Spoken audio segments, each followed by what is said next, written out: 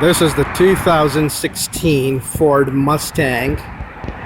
Now, looking from the front, they look identical. But one of them is a V8, 5-liter V8, producing 435 horsepower.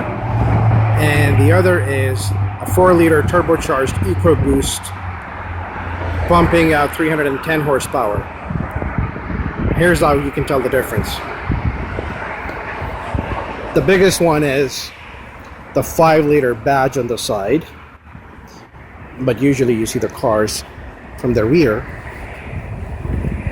So a 5-liter V8 will always say GT on it, and a turbocharged 4-cylinder will have this Mustang badge on it. So will the V6.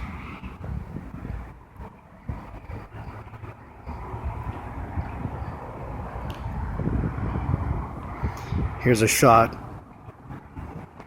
of all the Mustangs in different colors.